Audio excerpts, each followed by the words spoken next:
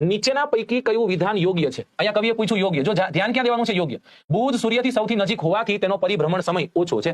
Okay. ત્યારબાદ ચંદ્રનો પરિક્રમણ અને ધરીભ્રમણનો સમય અસમાન હોવાથી આપણે તેની એક બાજુ નિહાળી શકીએ છીએ. ચલો, બહુ મહત્વનું.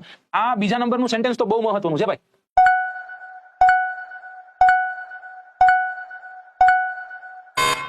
ચલો, જો બીજું તો એમ નામ પકડાઈ જાય છે, ચોખ્ખું ખબર પડી જાય છે કે આવું તો ન હોઈ શકે. કઈ રીતના પકડાય છે? થોડુંક ઘણું જો તમે વાંચ્યું હોય ને તો લગભગ તમારો સારી રીતના આન્સર કરી શકો. થોડુંક જ ખાલી વાંચવાનું હતું. થોડુંક વાંચેલું હોય તો તમારો સારી રીતના આન્સર કરી શકવાના છો. ચંદ્ર રહ્યો ને, ચંદ્ર એ ચંદ્રનો પરિક્રમણ અને પરિભ્રમણ સમય ઓલમોસ્ટ સરખો છે. અસમાન નથી. કેવો છે? સમાન છે. અને એ સમાન હોવાના કારણે આપણને ચંદ્રની એક માત્ર બાજુ દેખાય છે. We are facing only one side of moon. આપણને ચંદ્રની એક માત્ર બાજુ દેખાય. પાછળનું કારણ શું? અહીંયા ખોટું છે. કારણ શું છે? તો કે ચંદ્ર છે એ ચંદ્રનો પરિક્રમણ અને પરિભ્રમણ સમય ઓલમોસ્ટ સેમ છે. હવે પાછો પ્રશ્ન પૂછીશ હું તમને કે ઓલમોસ્ટ સેમ છે તો પછી કેટલો છે?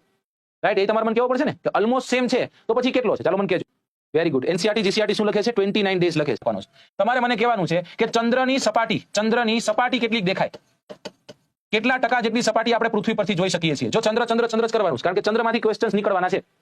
75%, કોઈક 75% કહે છે, કોઈક 50% કહે છે. નોર્મલ કોઈ આપણને પૂછે ને તો આપણને એમ જ થાય સાહેબ અહીંયાથી હું જોતો હોય તેની 50% જેટલી દેખાય છે, 50% ન દેખાય. પણ આપણને ચંદ્રની 59 કેટલી 59% જેટલી સપાટી છે ને એ દ્રશ્યમાન હોય છે.